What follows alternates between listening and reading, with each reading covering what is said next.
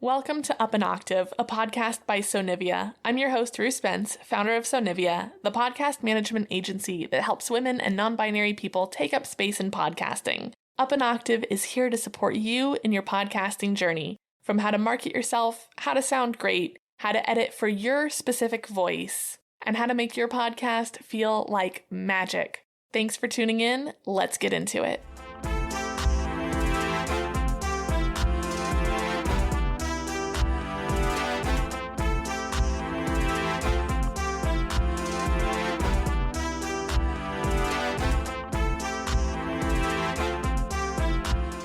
Welcome back to Up an Octave. Today we're going to talk about how to get your sweet voice straight into the ears of your target market. Time and time again, I hear about how hard it is to get listeners and how it's even harder to make sure that those listeners are the right ones.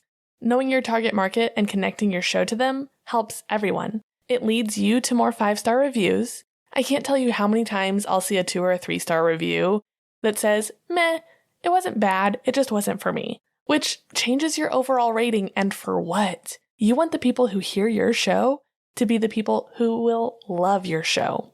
I'm also a big believer in not wasting people's time. If your show isn't going to be their new favorite show, that's okay, but don't waste their time. You're not going to be for everyone, and that is not a bad thing. There's a podcast that's in Listen Notes top 1%, and it's about fly fishing. They have a 4.7 rating with over 350 ratings. This is not the show for me, but they're thriving because they're not trying to make it for me. Make your show for who it's for. So who is that? Finding your target audience starts with identifying who they are. If you haven't started your podcast yet, this is going to be a little bit trickier. The first step to identifying your target market starts with the premise of your show. If your show is all about how to get the most out of your cruise, you already know that your target audience is going to be people who want to take a cruise. As you continue to tunnel in and get more specific with your show, you can get more specific with your target market. If your podcast is talking about Disney cruises, your target market's probably going to be people with kids.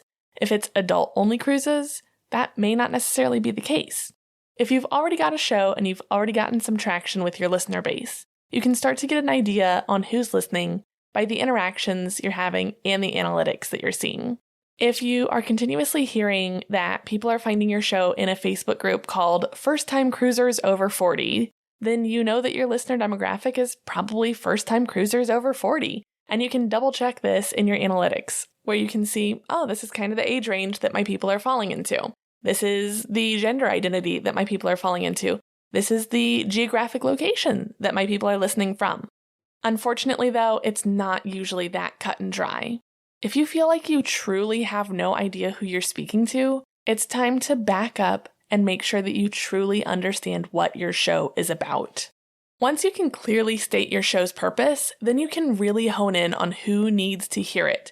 And this is somewhere that I recommend using AI. I recommend ChatGPT. You can tell the software everything you can about your show and ask it to create a target audience avatar.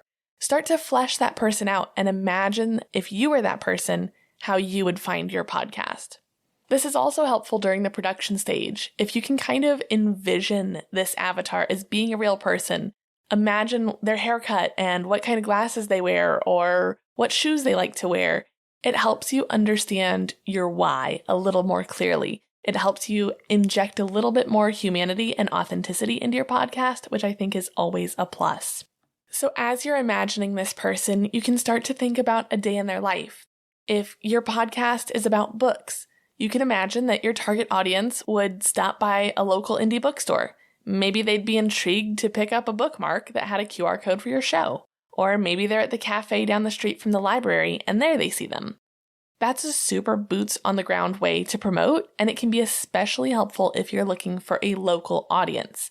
If you are talking specifically about one geographic location, it's super helpful to target that location.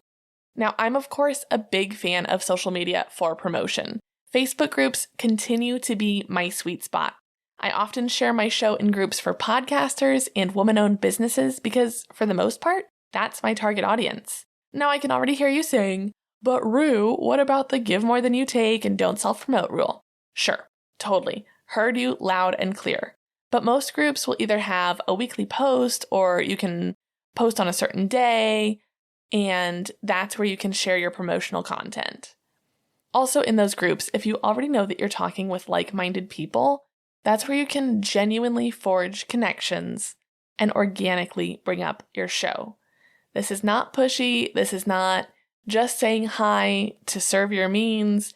This is genuinely getting to know someone because of them being like-minded to you, which probably puts them in your target audience. And then when it feels like they would really benefit, that's when you can say, oh, by the way, have you heard my show?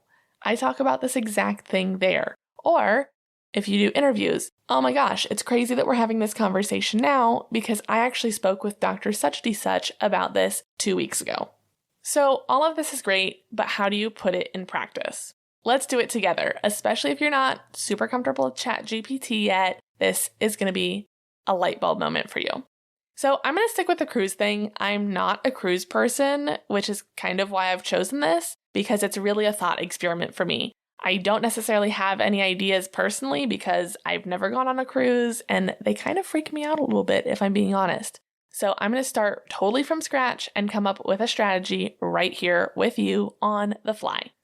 So first we head over to ChatGPT where I type in the phrase, please create a target listener avatar for the podcast Cruising with Katie, how to make your first cruise your favorite. I just came up with that. I don't know who Katie is. If there's a Katie who likes to cruise, boom, there's a show title for you. I also always tell my robots please and thank you so that I'm spared in like the iRobot apocalypse. Anyway, here is what it comes up with. Name, Lisa, age 45, female. Background, Lisa is a busy professional who's been dreaming of taking a cruise for years. She's heard stories from friends and family about the incredible experiences they've had on cruises, but she has never been on one herself. Lisa is excited about the idea of a vacation where everything is taken care of, allowing her to relax and explore new destinations. Listener goals. Lisa's primary goals for tuning into Cruising with Katie include gaining a comprehensive understanding of the cruise experience from booking to disembarkation, gathering tips on choosing the right cruise line, itinerary, and stateroom. See, I don't even know what a stateroom is. I think that's where you sleep.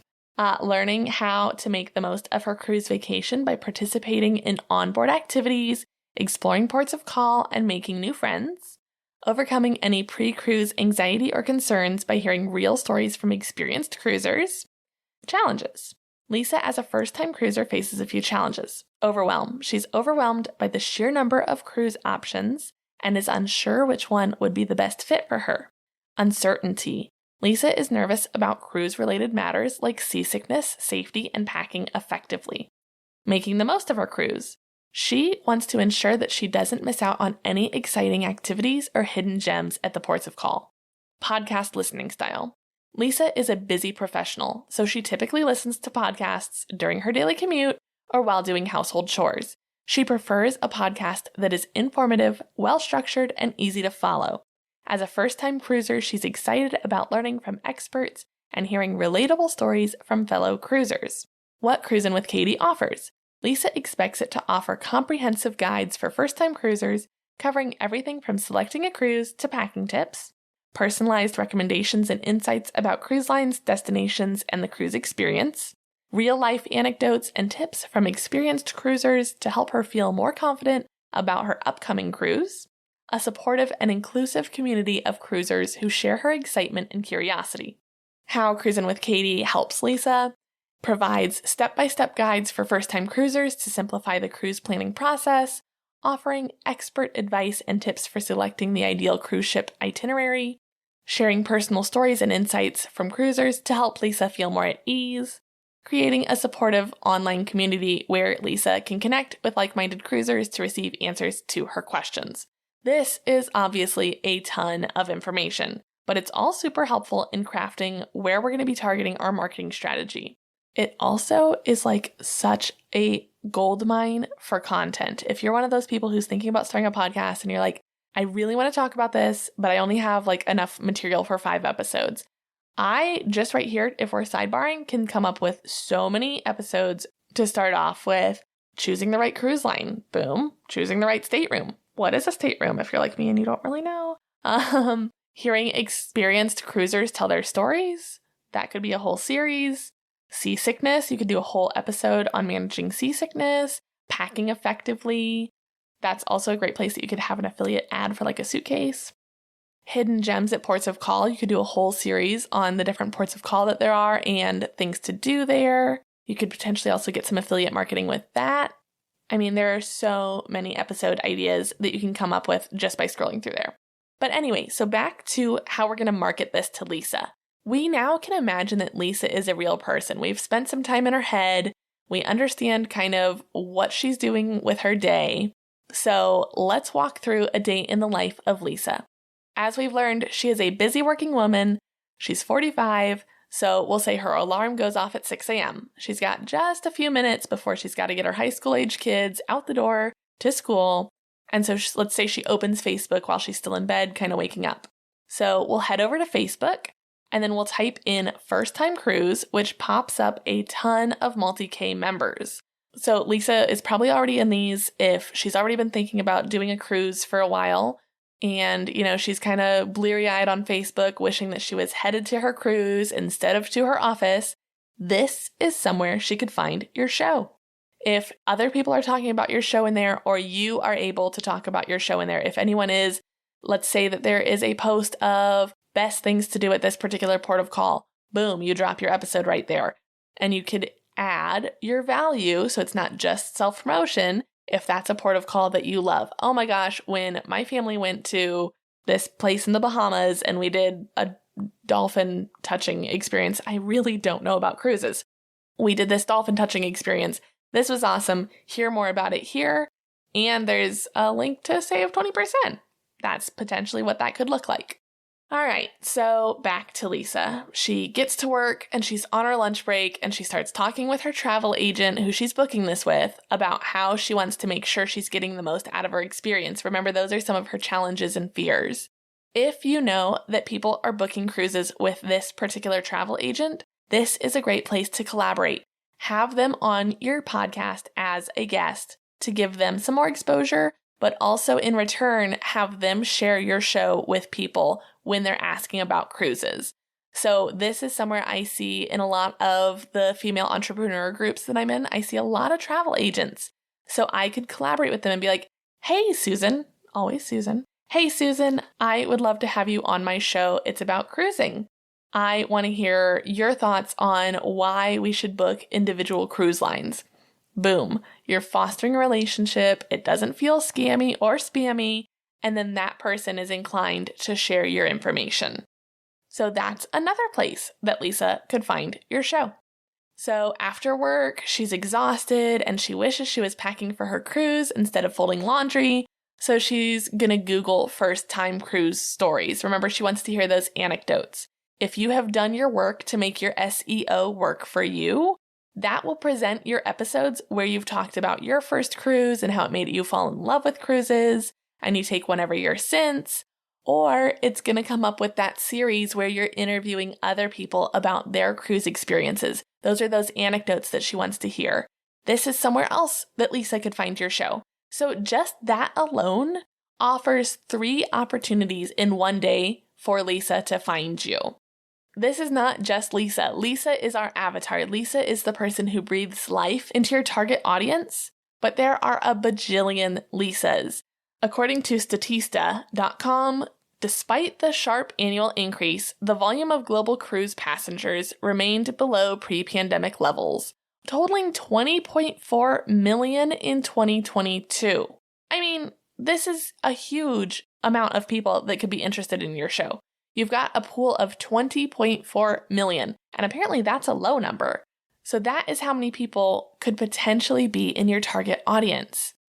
Think about who you want to listen. Maybe all of those 20.4 million are not it for you. If you really want to focus on, like in Cruising with Katie, your first cruise over 40, it's going to be a smaller demographic, but you're going to be able to speak more directly to them. If you're doing this show and you're trying to appeal to people like Lisa, you're not maybe going to talk about the Disney Cruise Line. That's just maybe not going to be who resonates with your show. And as always, make sure that your offer feels like value. I talk about this time and time and time again, but don't be pushy. Don't make getting people to listen to you about you. Make it a gift to your listener. When you spend the day in the life of your listener, it helps you understand where they're spending their time and how you fit into it. So while podcasting is a free medium, it does cost life. It takes time, it takes energy. So make sure that you're appealing to the people who that's going to feel like an investment and not a waste. Hey, don't mind if I do. I'm just cutting in for a minute to share something exciting. Ever thought about making a podcast that doesn't feel overwhelming? If you're listening to the show, then I know you're curious about making the best podcast you can. And that's where Sonivia comes in. I'm your podcast launch specialist, and I'm here to take your show from concept to content. I've immersed myself in the world of podcasting for years, and I have got the knowledge and industry secrets to help make your show the success that we both know it can be. If you're ready to take the leap and start sharing your voice with the world, head on over to sonivia.com and snag your free call. Let's chat. Oh, and by the way, the party's still on. I decided to keep celebrating until Halloween. So mention Up an Octave when booking your call before October 31st for a cool $50 off of your launch. Let's make some podcasting magic together. Your dream show awaits! Anyway, now back to the good stuff. All right, so today's question comes from Sheridan over at Embodied Entrepreneur, Anxiety-Free and Profitable Business by Healing Trauma with the Nervous System. She asks, why are podcasts so important? And this is obviously a huge question that doesn't have an easy or straightforward answer. But to me, my true north and the reason I do what I do is because I believe that podcasts connect us. I don't think that the reason that so many people both started tuning into and creating podcasts during the pandemic is because they had so much free time all of a sudden. Podcasts help us connect and engage with people like us, and they give us the opportunity to learn from people who are different from us. This is why I believe that equitable representation in podcasting is vital. I believe that everyone should be able to see themselves on Spotify, on Apple Podcasts, and I believe that we should be able to peer through those windows to learn from those folks who are not the same as us. I think podcasting provides such an authentic way for us to almost eavesdrop on those conversations to learn, especially when we're having difficult conversations. If we're talking about unpacking our own racism, or we're talking about learning how to be better allies to queer folks, I think that podcasting, because it is so intimate, allows us to feel like we're having a conversation, but it makes us sit with those feelings and doesn't afford us the opportunity to interrupt, to insert our perspective. It is purely just something that we get to listen. And then we get to kind of distill those thoughts and the feelings that come up. And I think that that's where we can have those conversations with the people we're interacting with in our real life. I think sometimes when we're engaging in other mediums, especially like social media, it's so accessible for us to insert ourselves that I think when you listen to a podcast, you get to just be an observer. That connection is so vital. I also think that the information aspect is huge. I mean, hopefully you are feeling like you're learning from this podcast.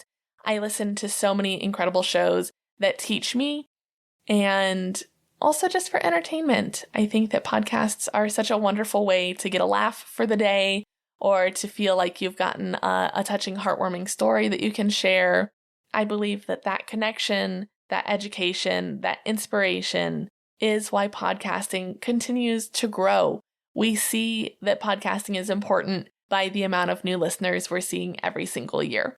Thank you so much for your question, Sheridan. I love the more thought-provoking ones too. Obviously, I love ones that are like about tech, but I really love when I get to talk about podcasting as an art form. If you have a question that you would like for me to answer, head over to sonivia.com/listen. I can't wait to help you out. And now, one more thing, if you've been on the fence about starting or revamping your show, remember that this is the last week to get in on my launch special. So take advantage of that $50 off of your package. I've had some really fantastic people get in on this, and I want to add you to the ranks. All right, that's it for today. I'm back next week on Halloween to talk about very appropriately when podcasting feels scary. In the meantime, share this episode with a friend who's struggling with their podcast reach, subscribe on Apple Podcasts or Spotify, and while you're there, drop me a rating or review, because just like your show, mine needs those to grow. The conversation keeps going over on Instagram, and I share even more podcasting tips and tricks at Sonivia Studios, so head on over there, and thank you for helping me take podcasting up an octave.